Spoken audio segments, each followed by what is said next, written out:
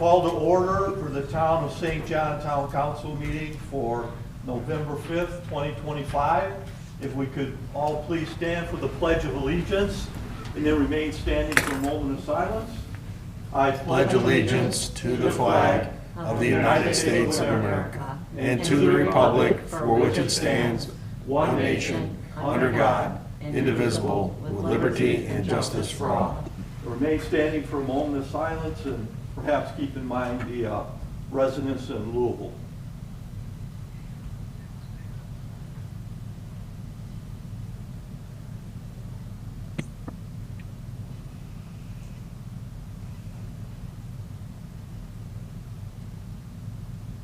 Thank you.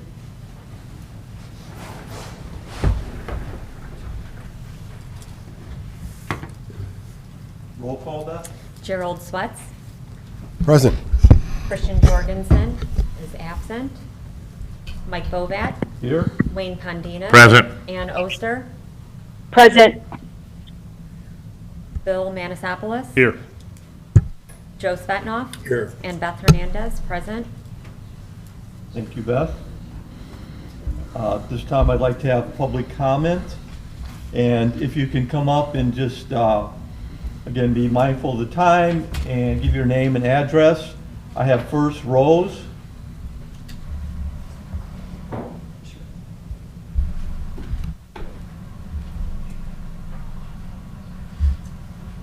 Good morning. Rose Kleine, 12515 Calumet Avenue, Cedar Lake. The only thing I really don't have any gripes or whatever going on, but I just would like to consider these the developments that are being proposed. I don't know, I don't have a problem with people developing land or whatever. I'm so worried, though, I'll be honest with you, with the traffic. We keep doing developments, going forward with developments, but we still haven't solved the issues of traffic. We haven't solved the issues with the schools. We haven't solved the issues with police, fire, none of that. We just don't address that. We keep putting that cart before the horse, you might want to say. And I really think we need to look at that before we start doing more housing. I'm real familiar, that's my phone, sorry. I thought I turned my ringer off. I'm really concerned with Shoe Corner over there, that's directly by me. We've got the school traffic's coming out at certain times of the day. That corner is not built so square that it's hard to get around it in the first place on Shoe Corner. Bring more traffic into that area. It's a two-lane road on Calumet. It's a two-lane road on 109th. I mean, it's just crazy. There's just nowhere for this place, people to go anymore. We just gotta start looking at that stuff and get that stuff solved before we keep putting more people on top of the congestion right now. It's like putting 5 pounds of whatever into a 2-pound bag. You just keep compounding it more and more, and the backup and the consequences are going to be bad. We already have a lot of accidents out that way. Thank you.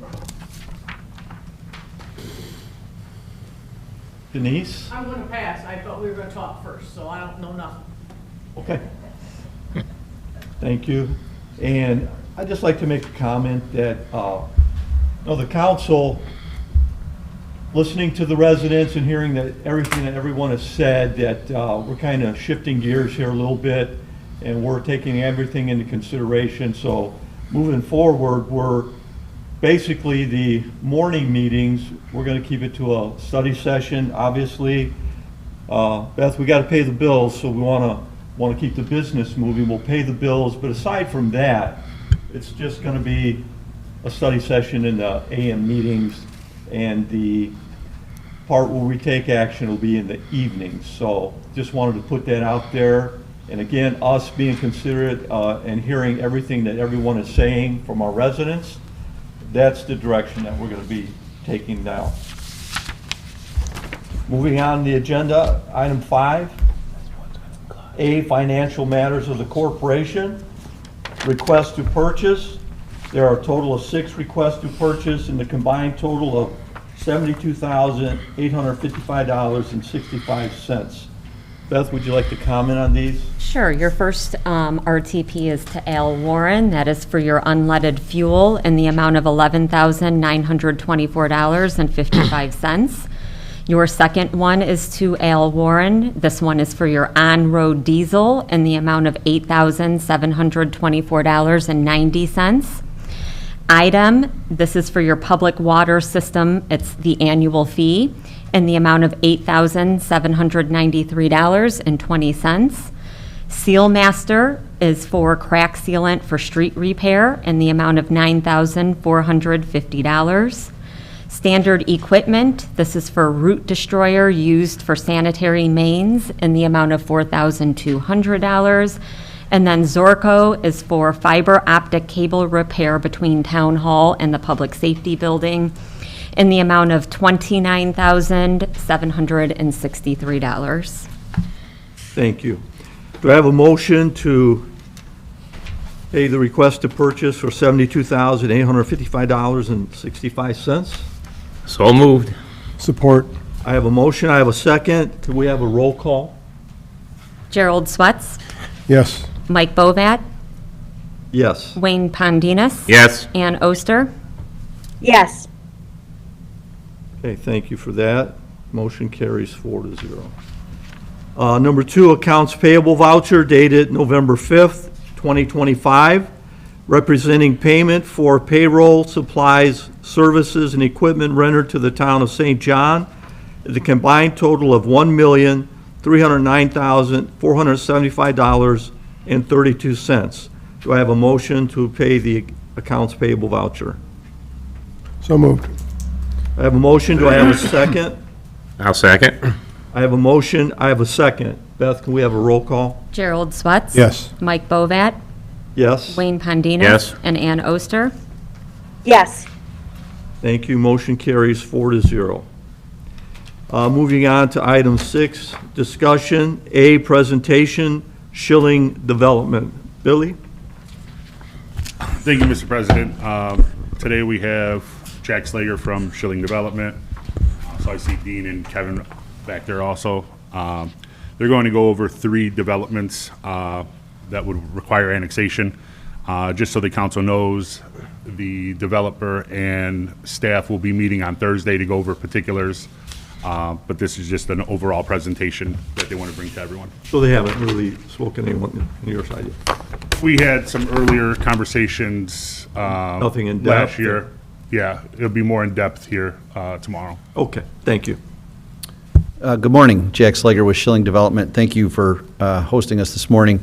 As Billy said, we've been meeting numerous times over the last year or longer with Billy and staff, Ashley and others, to go over these projects, and he felt that the time was right for us to bring them in front of the council to give kind of an overview of the projects as we continue to move them forward.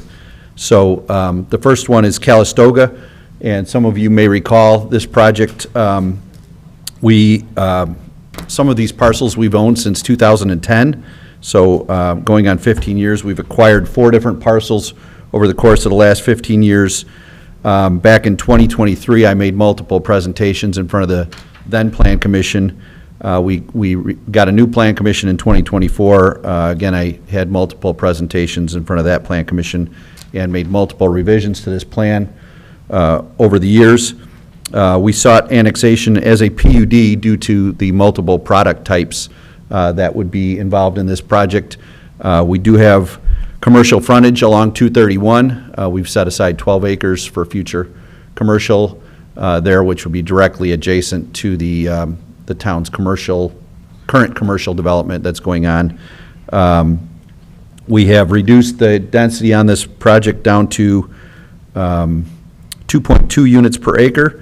There are only 2 products, which would be traditional single-family homes and maintenance-free single-family homes.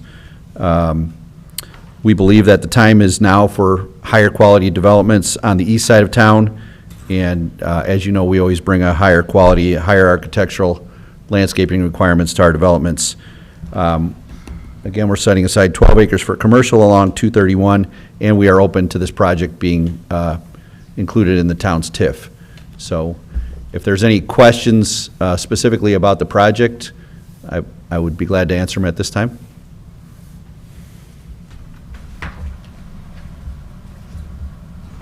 I think Jack will have more questions after our meeting tomorrow, Okay. unless someone has something right now. Okay. You're probably familiar with it. The next one on your agenda is Stone Creek. Similarly, this project was put in front of the Plan Commissions in 2023 and 2024. This also would require annexation as a PUD due to the 4 products that are being proposed here, 4 distinct products. Some of the challenges on this project are, we have the railroad tracks adjacent to us on the west. On the north end, we are adjacent to power lines and pipelines, and so we are proposing 4 different products on this site for a total density of 2.0 units per acre. We would have traditional single-family on 90-foot lots. We would have traditional single-family on 80-foot lots. We would have maintenance-free single-family on 70-foot lots. We typically call those our cottage home product. And then we would have paired villas on 90-foot lots. The 2 entrances to this development were installed years ago when Parish Avenue was widened. And they include left turn lanes and decel lanes, so that's already been installed. We are proposing a paved path along the entire frontage of Parish Avenue from north to south. I'm hoping that the town's design for the roundabout at Parish and 231 includes sidewalks, because ultimately this will allow these residents to walk or bike to the future downtown district there. We do have a large open space at the north end between the power lines and the pipelines that we're open to ideas to work with the town on utilizing that open space for some sort of recreational use. It could tie in nicely with some of the other areas that you have in the gates with recreational use, basically in that same corridor of the pipelines and the power lines that run east-west through all those projects in that area. This project would be constructed in phases, as is typical with our other projects, at least 5 years from beginning to end. And again, we're open to this project being included in your TIF. This is on the west side of Parish? West side of Parish, goes from Parish to the railroad tracks, lies south of Three Springs, essentially. Okay. Yep. And then roughly how big is that open space? I believe it's about 4 acres.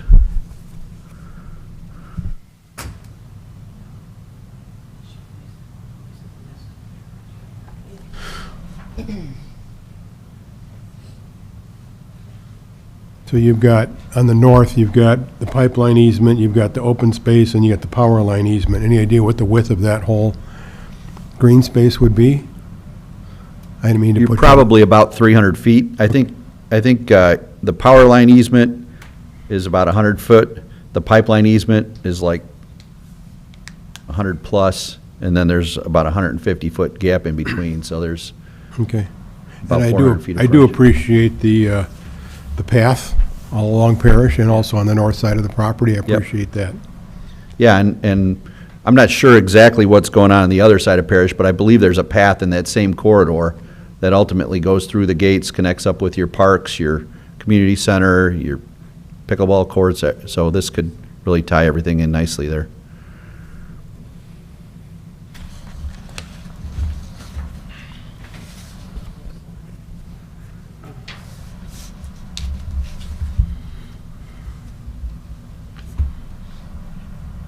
We jump in. Yep.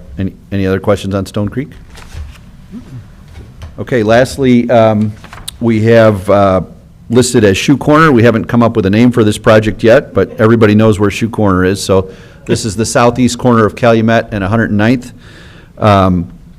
We are proposing 394 units on 148 acres, which gives you a density of 2.6 units per acre.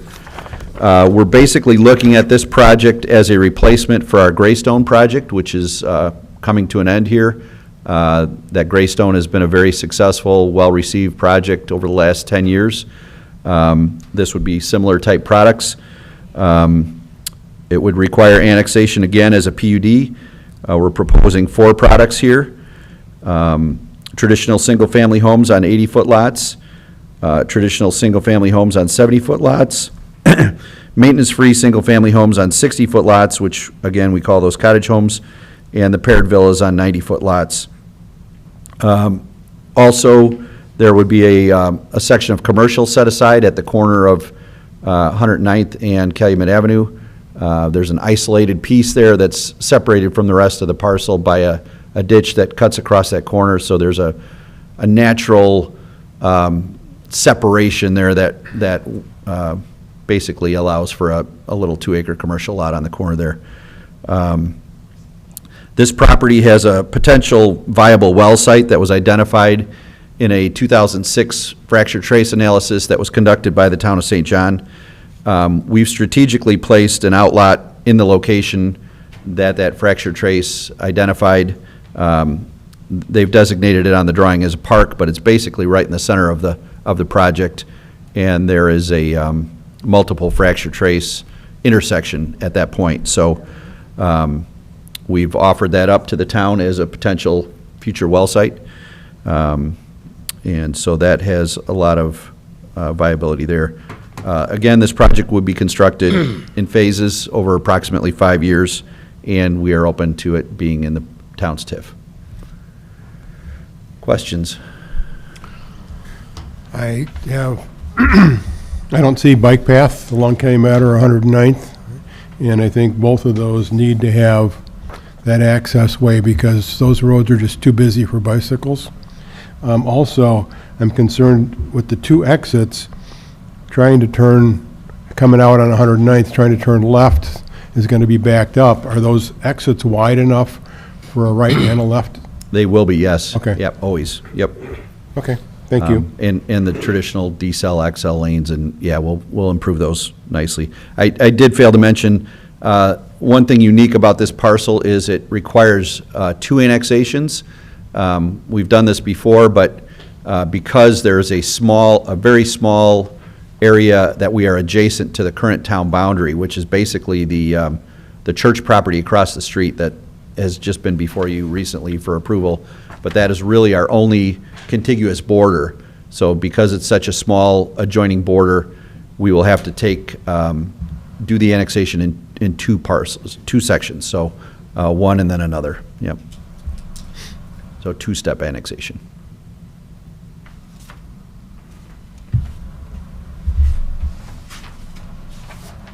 Do you plan on doing a test drill on that, where the well sites are? If the town would ask us to, we would be agreeable to doing a test well on that parcel.